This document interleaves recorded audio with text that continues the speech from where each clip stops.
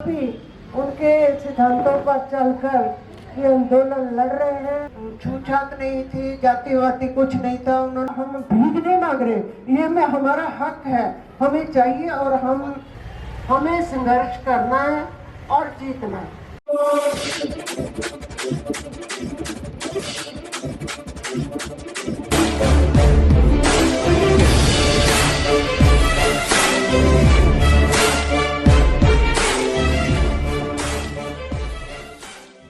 राम राम जी, वाहिगुरु जी का खालसा, वाहिगुरु जी की फतेह। सलाम अलैकुम सलाम। सबसे पहले तो मैं एक बात बताना चाहती हूँ कि शहीद भगत सिंह ने अपने रिश्तेदार उन लोगों को बताया था जो उनके सिद्धांतों पर चलेंगे और जो किसी का शोषण नहीं करेंगे। हर बंदा दूसरे बंदे को अपने बराबर समझेगा और कोई उसको तकलीफ नहीं। उस हिसाब से आप लोग सभी उनके सिद्धांतों पर चलकर ये आंदोलन लड़ रहे हैं, तो मेरे से पहले आप उनके रिश्तेदार भगत सिंह तेरी सोच में, भगत सिंह तेरा सपना अधूरा, हम सब मिलकर करेंगे पूरा। तो मैं आज शहीद भगत सिंह के चाचा जी सरदार अजीत सिंह के जन्म दिवस पर कुछ उनकी फैमिली बैकग्राउंड के बारे में जरूर बताऊंगी कि कैसी फैमिली से वो आए और कैसे वो भगत सिंह जैसे हीरा कुंदन बन के निकला। तो शहीद भगत सिंह का परिवार जो था, ये पहले इनका गांव खटखट कला नहीं था, अब खटखट कला घंटा जी है। तो ये पहले नारली गांव था जो तंड के बॉर्डर के पास है। तो यहाँ से खटखट कला की लड़की थी और यहाँ का लड़का वहाँ जाकर घर जवाई बन के रहा, और ये इनकी खटखट कला में जो शुरुआत है वो है। लेकिन उससे पहले शहीद भगत सिंह की जो फैमिली के नारली से जो फोर फादर थे, उन्होंने गुरु गोविंद सिंह जी से अमृत छका था और वो गुरु गोविंद सिंह जी ने एक नए समाज की सृजना की थी जिसमें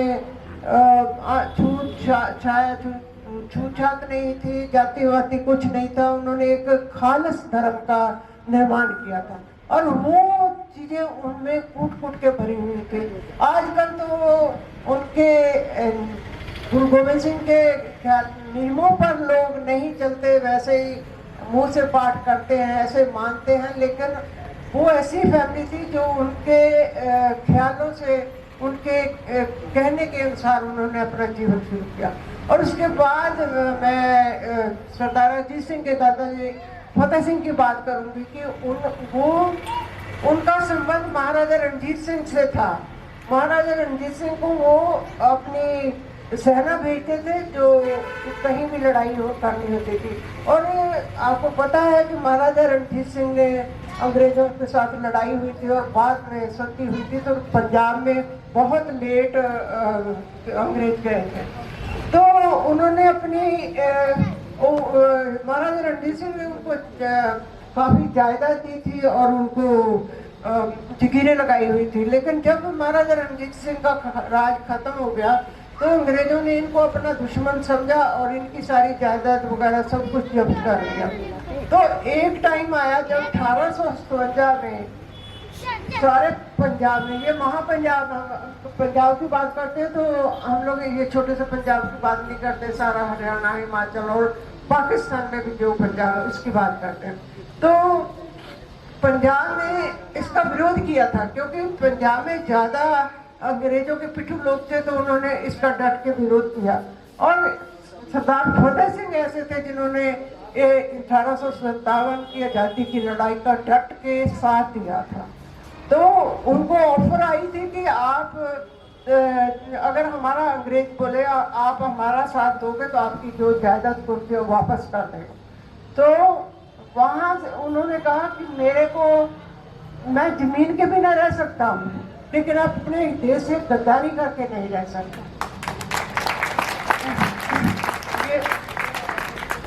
ये बात अजीत सिंह के दादाजी तक है।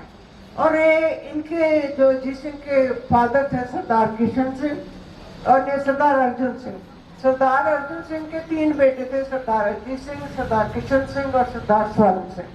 तो इन्हें तीनों बेटों ने अपने, जैसे इनके फादर भी बहुत, सरदार अर्जुन सिंह जो समाज सेवा में लगे थे, उन्होंने एक समाज सुधार आंदोलन चला था जिसमें वो आर्य समाजी हुए और समाज में उन्होंने छुआछूत, जो सती प्रथा थी, जो ऐसी कुरीतियों का उन्होंने विरोध किया और समाज में सुधार करना। और आगे तीनों बेटों में वो सभी गुण आए। तो मैं फैमिली, शहीद भगत सिंह की फैमिली का इसलिए बता रही हूँ कि चीज फैमिली से कैसे आती है। तो सरदार किशन सिंह और सरदार अजीत सिंह दोनों ने मिलके 1803 में मेरे ख्याल में सारे राजाओं को मिले। फिर तो और सभी राजाओं को इसलिए मिले कि राजा कर्नल जो यहाँ का वायसराय था उसने एक मीटिंग रखी थी कि सभी राजा उसकी गुलामी के लिए सुगंध खाएं। तो इन्होंने राजाओं से मिले और उनसे बोले कि आप ऐसा देश से गद्दारी नहीं करो, आप ऐसा नहीं करो। लेकिन राजाओं ने ज्यादा बात नहीं मानी। उसके बाद दादाजी भाई नौरोजी ने एक बंगाल की आंदोलन के बाद एक सम्मेलन किया और उसमें जो कांग्रेस की उपाय अधिवेशन था, उसमें कांग्रेस ने अपना रास्ता थोड़ा बदला। उन्होंने ये कहा, पहले तो अंग्रेजों के साथ चलते थे, हमारा ये सुधार करो, ये सुधार करो, लेकिन उन्होंने वहां से ये रास्ता लिया कि हाँ, ये हमारा, हम भीख नहीं मांग रहे, ये में हमारा हक है, हमें चाहिए और हम शासन खुद करेंगे।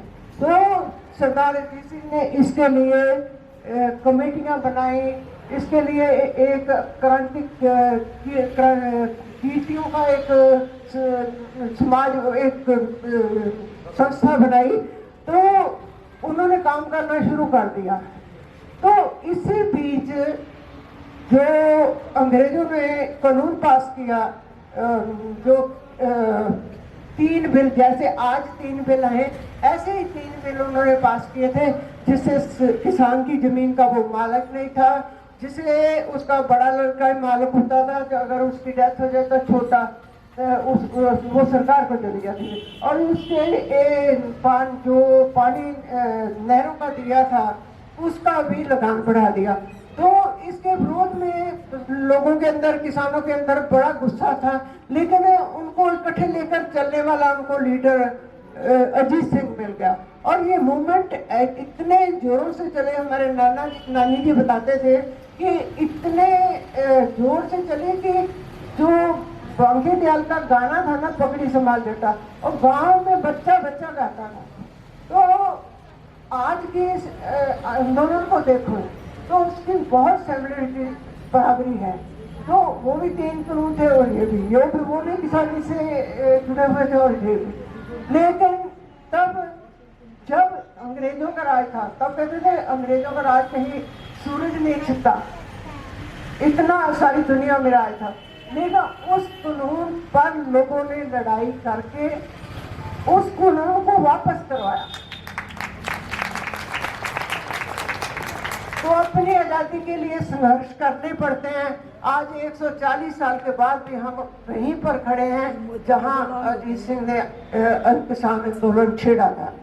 तो मैं थोड़ी सी और भी इसके बारे में, तो आप जानते हैं कि ये पगड़ी समाज के सरदार अजीत सिंह ने, तो इसके लिए कितनी कुर्बानियां फैमिली ने दी, उसके पीछे क्या था, वो जो लेडीज का जो पार्ट था वो कभी सामने नहीं आया।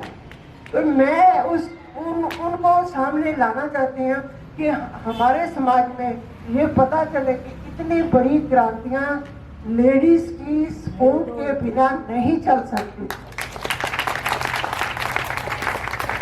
सरदार अजीत सिंह की शादी की बात जरूर बताऊंगी। ये बहुत कम लोगों को पता है कि उनकी शादी कैसे हुई। उनके एक फ्रेंड थे वकील धनपत राय थे। धनपत राय वो कसूर के रहने वाले थे और एक दिन सरदार अजीत सिंह उनके पास गए कि कोई सलाह लेने के लिए मुझे। तो उन्होंने उनसे शादी के बारे में पूछा तो उन्होंने बोला भैया जी अभी नहीं वे करने। कहते नहीं ये तो करनी चाहिए, अगर अच्छी लड़की मिल जाए तो आपको करनी चाहिए। उन्होंने कंपेल किया और बताया कि मैंने एक अडॉप्ट की हुई बेटी है, उनके बच्चा कोई नहीं था और वो तुम्हारे लिए बहुत अच्छी साथी होगी। और वो शादी सूफियों के जो सूफी मत है उसके अनुसार हुई थी। तो उसी दिन बात हुई, उसी दिन शादी हुई और उसी दिन घर ले आए। घर वालों को आके पता चला और उसके बाद उनको एक आध दिन घर में रहे, बुखार आ गया तो उनको बोले कि मैं दवाई लेके आता हूँ तो मैं परसों आ जाऊँगा वापस। तो वो जो अजीत सिंह के वाइफ की हरनाम कौर उनका नाम था, हम माँ जी बुलाते थे। तो माँ जी ने मेरे को बताया कि परसों कह के गए थे, परसों ही वापस नहीं आए। 38 साल के बाद 78 ईयर के बाद 47 में वो मार्च में इंडिया पर उनको वो लिटरेचर लिखने एक छापाखाना बनाया था उन्होंने। जब इस आंदोलन के बाद पब्लिक मार्केट आंदोलन के बाद उन्होंने एक छापाखाना बनाया था, उससे लिटरेचर छपवाते थे और बाहर की जो अच्छे अच्छे राइटर्स की बुक्स थी उनको छुपा के सस्ते दाम में लोगों तक पहुंचाते थे कि आज़ादी क्या चीज़ है, हम कैसे गुलाम हैं, हमारे पास ये जो ऐसी बात है। तो उसका जो प्रधान बनाया था उन्होंने संपादक पहले सरदार स्वर्ण सिंह को बनाया था और उसके बाद सूफी अम्बा प्रसाद ने उस काम को संभाला और सरदार स्वर्ण सिंह को उन्होंने कैद कर लिया। तो उनको सजा हुई और उनकी डेथ जेल में हुई। तब उनकी आयु सिर्फ 23 साल थी और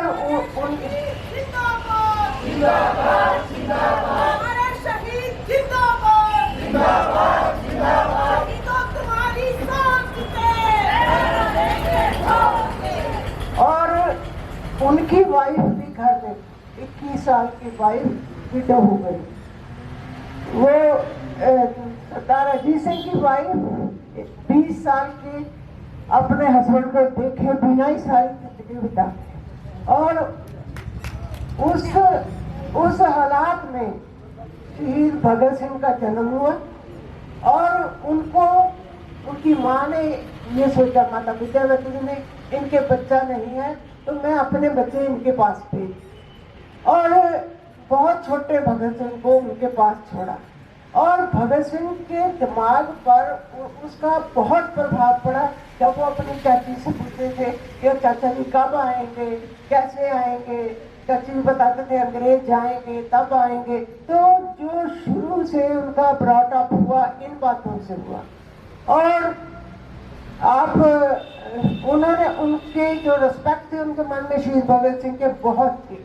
और आपको हैरानी होगी कि अंग्रेजों के टाइम, अब तो मेरे को पता नहीं, मैं सुनते अंग्रेजों के टाइम होते थे लास्ट जो अंतिम मुलाकात होती थी ना वो रियल पेरेंट्स की होती थी।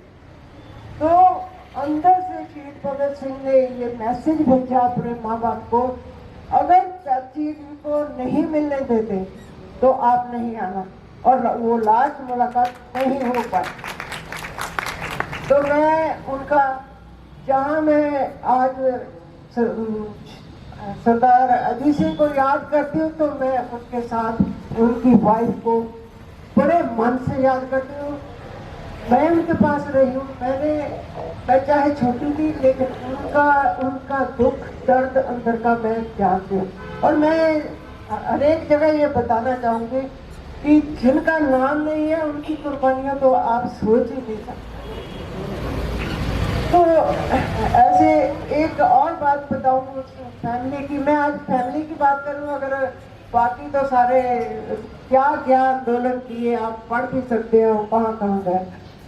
तो जो सरदार अजीत सिंह के पिता थे, उन्होंने आर्य समाज धर्म अपनाया था, क्योंकि वह समाज सुधार की लहर चली थी और उसमें उन्होंने सुधार करने का निश्चय किया। और वो हिंदू धर्म था। और जो शहीद भगत सिंह के माता जी थी, वो सिंध सभ्य जो सरदार थे उस फैमिली से आई थी। और जो चाची जी थी वो मुस्लिम परिवार से आई। तो ये सारी संस्कृतियों का मिलन हुआ। उसमें धर्म क्या है ये भगत सिंह ने बताया कि कोई धर्म तो कोई खराब नहीं है और सभी धर्म मिलकर एक ही धर्म है, उन सभी में मानवता का धर्म। अगर हम मानव की सेवा करते हैं, मानव की को अच्छी जिंदगी, एक जिंदगी आती है, अगर हम उसको अच्छी जिंदगी देने में मदद करते हैं तो यही हमारा धर्म है। और उन्होंने आखिर तक ये नहीं कहा, कभी कभी भगवान पे गिला भी था, अगर भगवान है तो इतनी जनता दुखी क्यों है, क्यों एक बंदा दूसरे बंदे का शोषण कर रहा है। तो उन्होंने आखिर तक अपने आप को इतना स्ट्रॉन्ग कर लिया था कि कोई भी चीज उनको हुआ नहीं सकी। कि फांसी होनी है, किसी ने बोला भी आप परमात्मा को याद कर लो, कहते नहीं, ये अब तक मैंने परमात्मा को नहीं माना तो अब भी नहीं मानूंगा, क्योंकि अब तो मैं अपने मतलब के लिए, भगवान सोचेगा ये अपने मतलब के लिए। मैं यही सोचता हूँ कि एक जिंदगी है, यही है, और फांसी के बाद कुछ नहीं है।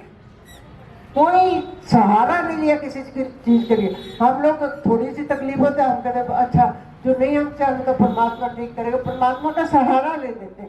लेकिन उन्होंने किसी चीज का सहारा नहीं लिया और इतनी उनके अंदर दृढ़ता। तो मैं उम्मीद करती हूँ मेरे देशवासियों से, वो उनके चलाए आदर्शों पर चलेंगे। उन्होंने अपना बलिदान दिया इसलिए कि मेरे देश के लोग आजाद रहे, ये गरीबी रेखा से ऊपर आए और सम्मान जीवन व्यतीत करें। लेकिन वक्त की मार देखो क्या हुई कि हमारा देश उनके सपनों पर का तो देश कहाँ होना था, पीछे की तरफ चल बैक गेयर लगा लिया। हम लोग यहाँ पर 140 साल पहले थे, आज भी नहीं। आज हम लोगों को फिर से उससे भी स्ट्रॉन्ग होकर लड़ना पड़ेगा, क्योंकि जो संघर्ष के तरीके हैं वो बदल गए हैं। सरकारें गुंडागर्दी पे उतर आई हैं। सरकारों ने ये सोच लिया है कि ये सब कुछ प्राइवेट कर देना है। उनको कोई भी, मैं मोदी जी की कहूँगी, इससे पिछली सरकारों की मैं कोई सिफत नहीं करूँगी। ये नेता जो है बहुत पहले से चला था और अब सारा एक्सप्लेन हो गया है, एक्सपोज हो गया। तो अब हमारे पास कोई दूसरा अल्टरनेटिव नहीं है, हमें संघर्ष करना है और जीतना है। अदरवाइज हमारे पास कुछ नहीं बचेगा। एक किसान की बात करते हैं, किसान के नाम से जो आंदोलन चल पड़ा, लेकिन सारे देश की जनता इससे अफेक्टेड होगी। इसका इफेक्ट सारी जनता पे पड़ेगा।